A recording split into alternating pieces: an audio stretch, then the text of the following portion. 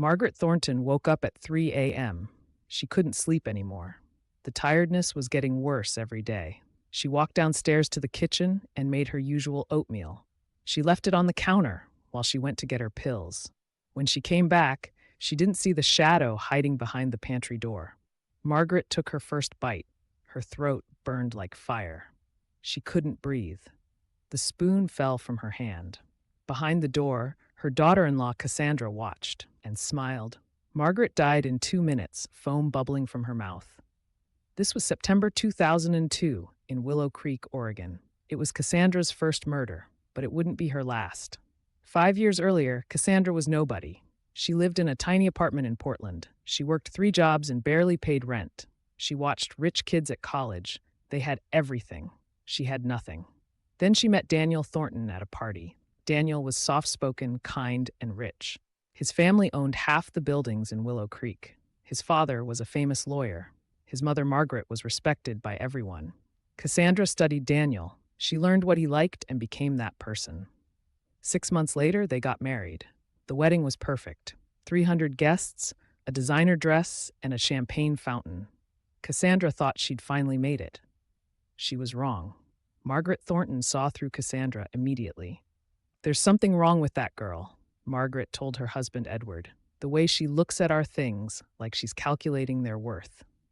Margaret controlled all the family money. When Cassandra wanted to buy new furniture, Margaret said no.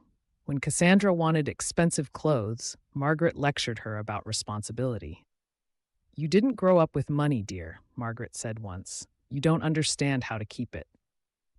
Those words burned into Cassandra's mind. Meanwhile, Daniel's businesses kept failing. He started drinking and hiding in his study. Cassandra was trapped. She watched Margaret walk through town like a queen.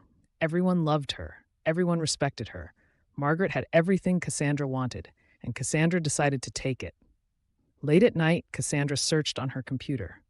Untraceable poisons. How to fake a heart attack. Perfect murder. She learned about cyanide. It killed fast and looked like natural death in old people. She drove 40 miles to a farm supply store. "I need something for coyotes killing our chickens," she told the clerk. He sold her a bottle of cyanide solution. For 2 weeks, she kept it hidden in her car. She couldn't bring herself to use it. Then Margaret announced something at dinner. "Edward and I are putting everything in a trust with professional management."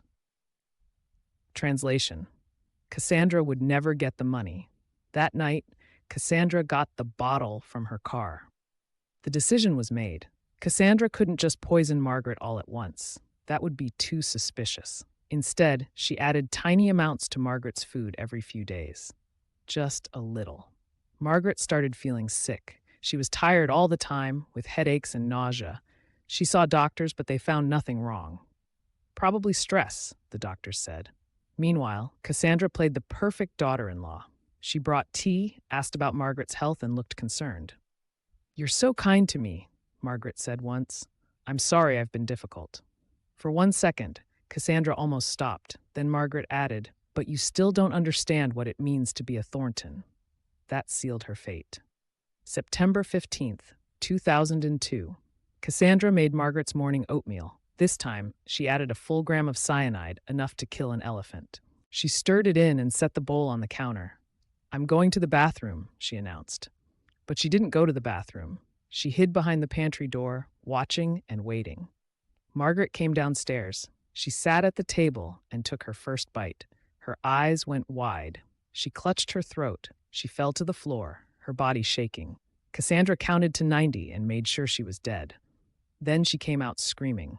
The paramedics came. Daniel was crying. Edward was in shock. And Cassandra played the devastated daughter-in-law perfectly.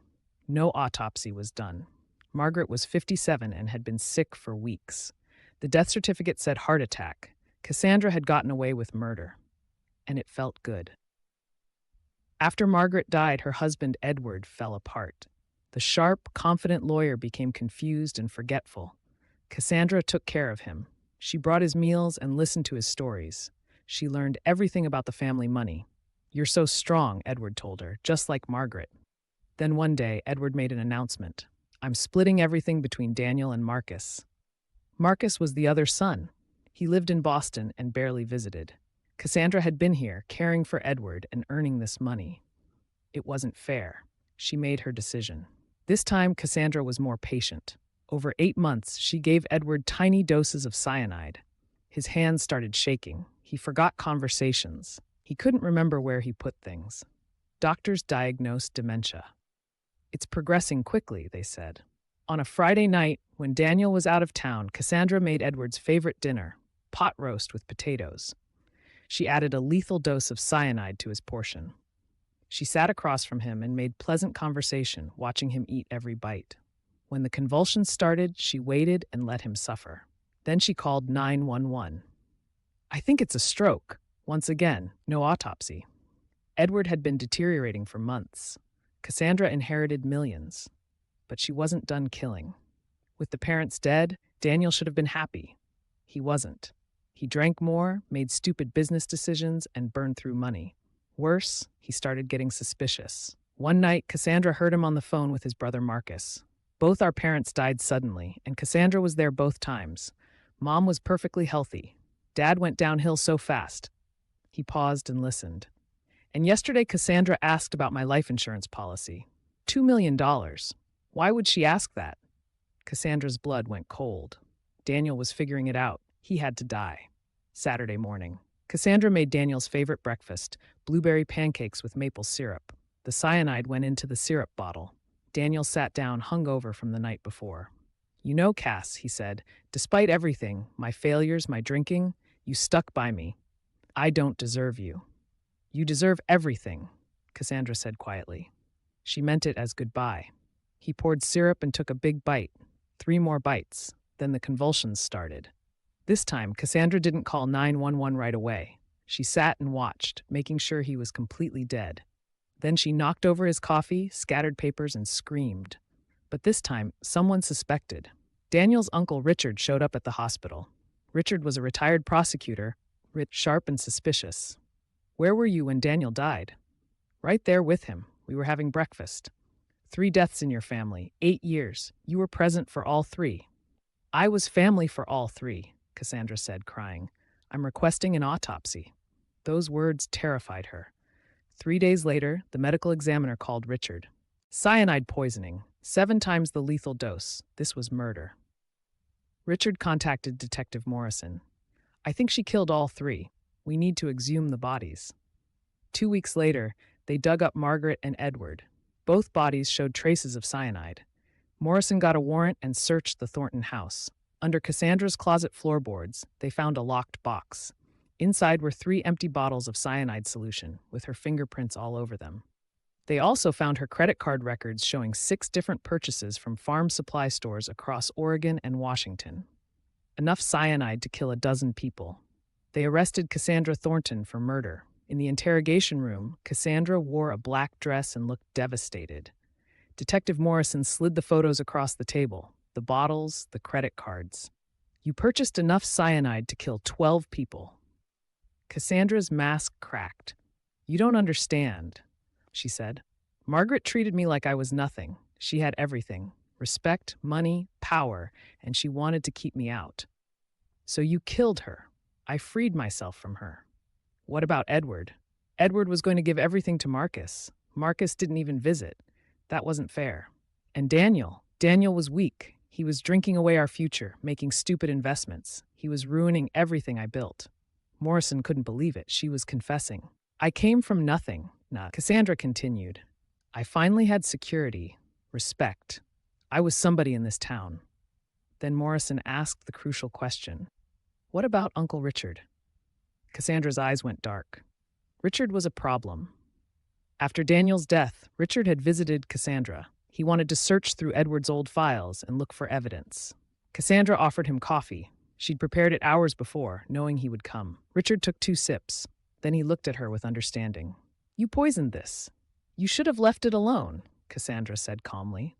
Richard's throat was already closing. He fumbled for his phone and managed to hit the voice memo button. The last 30 seconds of his life were recorded. You poisoned this. You should have left it alone. That recording became the most important evidence. But there was more. Police searched Cassandra's childhood apartment. They found a diary from 1995 when Cassandra was 19. One entry stood out. Mr. Patterson gave me a C on my final paper, ruined my scholarship, ruined my entire future. He's going to pay. 2 pages later, if someone has a heart condition, certain drugs can cause a heart attack. No one would suspect. Final entry, it's done. Mr. Patterson collapsed during his lecture yesterday. Dead in minutes. Everyone thinks it's natural. This was easier than I thought. Morrison contacted Portland police. Sure enough, in 1995, a high school teacher named Gerald Patterson had died of a heart attack. They exhumed his body and found traces of digoxin, a heart medication. Patterson didn't have a prescription, but his wife did. And Cassandra had attended study groups at their house. 5 murders, 16 years, all for money and respect. The trial lasted 6 weeks. Cassandra's lawyer argued she confessed under pressure and that the evidence was circumstantial. The jury looked uncertain. Then the prosecutor played Richard's recording. The entire courtroom heard his dying words, "You poisoned this." And Cassandra's cold response, "You should have left it alone." Several jurors gasped. That wasn't confusion. That wasn't panic. That was a killer who'd done this before. The district attorney stood up for her final argument.